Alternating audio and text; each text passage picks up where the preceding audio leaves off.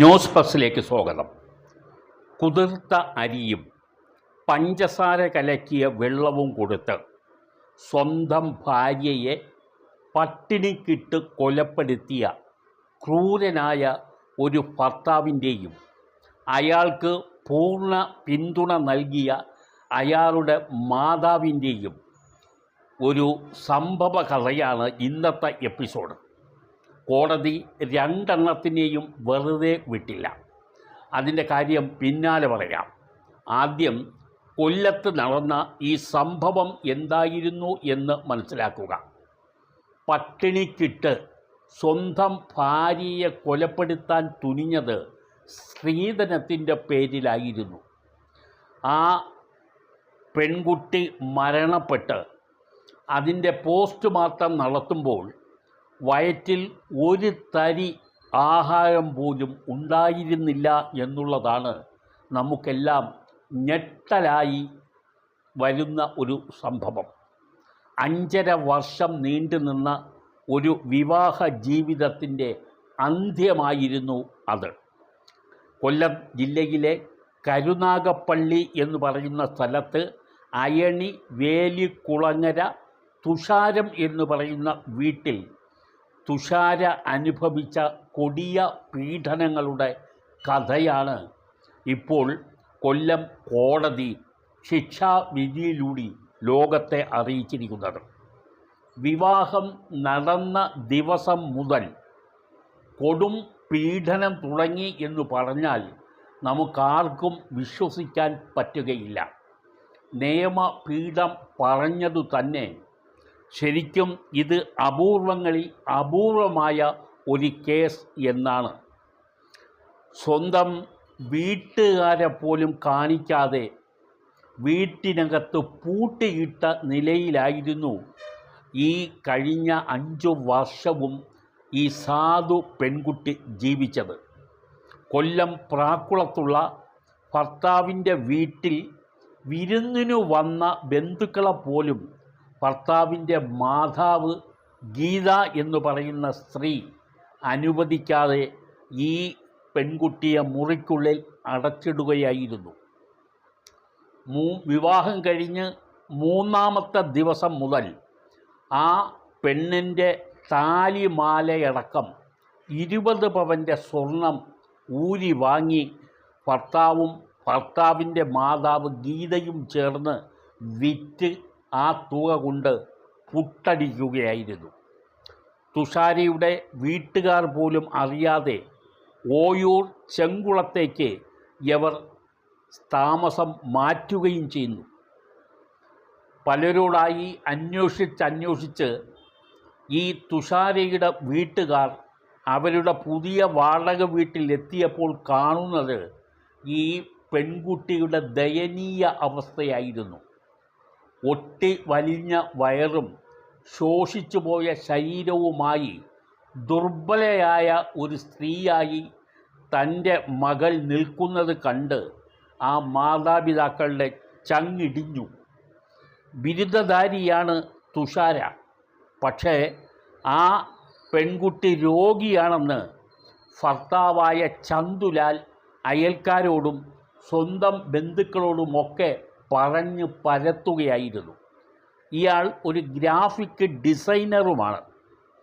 ഈ ഭാര്യയെ നിരന്തരമായി പട്ടിണിക്കിടുകയും മർദ്ദിക്കുകയും ശാപവാക്കുകൾ പറയുകയും ഒക്കെ ചെയ്തുകൊണ്ട് ഈ ജീവിതത്തിനിടയിൽ ആ സ്ത്രീ ശരിക്കും പ്രസവിച്ചു. പക്ഷേ പ്രസവ സമയത്ത് പോലും തിരിഞ്ഞു നോക്കാൻ ആളില്ലാത്ത സ്ഥിതിയായിരുന്നു. ഭർത്താവും അതുപോലെ മാതാവും പുറത്ത് ഹോട്ടലിൽ നിന്ന് ഭക്ഷണം വാങ്ങി കഴിക്കുമ്പോൾ ഈ തുഷാര എന്ന് പറയുന്ന ഈ ഭാര്യയ്ക്ക് ഭർത്താവായ ചന്തുലാൽ വാങ്ങി കൊടുക്കുന്നതാണ് പഞ്ചസാര കലക്കിയ വെള്ളവും കുതിർത്ത അരിയും. വീട്ടിലുള്ളത് എടുത്ത് ഇത്തരത്തിൽ ആ ഭാര്യയ്ക്ക് കൊടുത്ത് അവളെ പട്ടിണിക്കിട്ട് നിരന്തരമായി പീഡിപ്പിച്ച് കൊല്ലുക എന്നുള്ളത് തന്നെയായിരുന്നു അയാളുടെ ലക്ഷ്യം. തുഷാരയെ തേടി ഏതെങ്കിലും ബന്ധുക്കൾ വന്നാൽ അവരെയെല്ലാം ചീത്ത വിളിച്ചോടിക്കുകയായിരുന്നു അമ്മ ഗീതയുടെ പരിപാടി. ഭർത്താവിൻ്റെ അമ്മയുടെ പേരാണ് ഗീത. ബന്ധുക്കളെയെല്ലാം കള്ളക്കേസിൽ കുടുക്കാനും ഈ ഭർത്താവും അയാളുടെ അമ്മയും കൂടി നിരന്തരമായി പരിപാടി ഇട്ടിരുന്നു. ഇപ്പോൾ ഇവർക്ക് നിയമപീഠം ഇപ്പോൾ കൊടുത്തിരിക്കുന്നത് ജീവപര്യന്തം തടവാണ്. അന്യായമായി ഈ യുവതിയെ തടങ്കലിൽ വെച്ചതിന് 2 വർഷം വീതം തടവും 5000 രൂപയും വേറെ വിധിച്ചിട്ടുമുണ്ട്. കേസിലെ 3-ാം പ്രതിയും ചന്തുലാലിൻ്റെ അച്ഛനുമായ ലാലി എന്ന വ്യക്തി 6 മാസം മുമ്പ് ഇത്തിക്കരയാറ്റിൽ ചാടി ആത്മഹത്യ ചെയ്തിരുന്നു. 2019 മാർച്ച് 21-ന് ഓയൂരിലാണ് സ്ത്രീധന തുകയിൽ കുറവുണ്ടെന്നാരോപിച്ച് യുവതിയെ പട്ടിണിക്കിട്ട് കൊലപ്പെടുത്തിയത്. ചന്തുലാലിൻ്റെ കുടുംബം പറഞ്ഞതനുസരിച്ച് ഒരു ഓട്ടോറിക്ഷ ഡ്രൈവറാണ് ഈ പെൺകുട്ടി മരണപ്പെട്ട വിവരം തുഷാരയുടെ അച്ഛനെ അറിയിച്ചത്. രാത്രി 1 മണിക്കാണ് കൊല്ലം ജില്ലാ ആശുപത്രിയിൽ എത്തിയ മാതാപിതാക്കൾ കണ്ടത് തുഷാരയുടെ എല്ലുന്തിയ മൃതദേഹമായിരുന്നു. അവരാണ് പൂയപ്പള്ളി പോലീസ് സ്റ്റേഷനിൽ പരാതി നൽകിയത്. തുടർന്ന് നടത്തിയ പോസ്റ്റ്മോർട്ടം പരിശോധനയിലാണ് ഇത് പട്ടിണിക്കിട്ട് കൊലപ്പെടുത്തിയ കേസാണെന്ന് വെളിയിൽ വന്നത്.